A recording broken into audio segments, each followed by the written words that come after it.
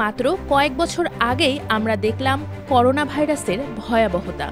এরপর চলতি বছর নতুন আতঙ্ক হিসেবে দেখা দিয়েছে আরেক ভাইরাস, নাম HMPV।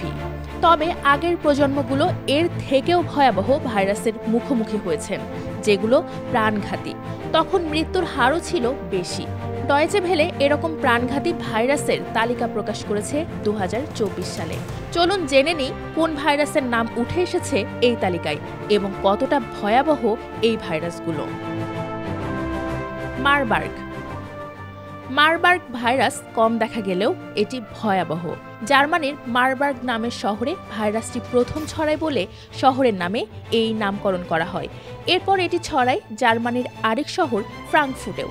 প্রথম ছড়ায় 1967 সালে। এ রোগের মৃত্যুহার অনেক বেশি, প্রায় 90%।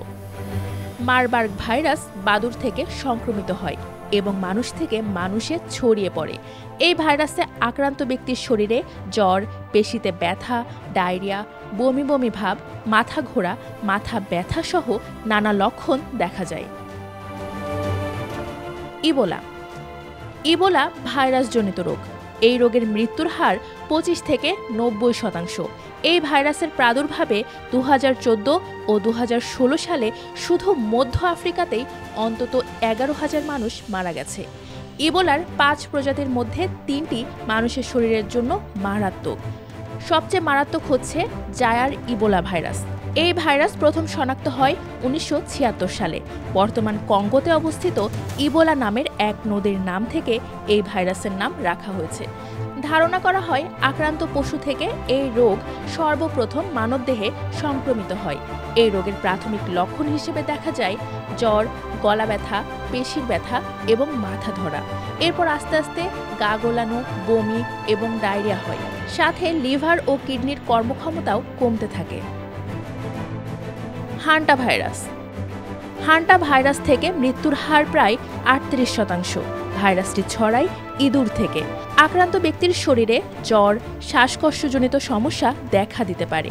1950 সালে কোরিয়া যুদ্ধের সময় এই রোগ প্রথম শনাক্ত হয়েছিল।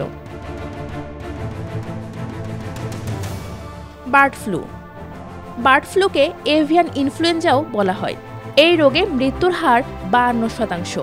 পাখি, গরু ও অন্যান্য প্রাণী থেকে মানুষের মধ্যে ছড়িয়ে পড়ে বার্ড ফ্লু।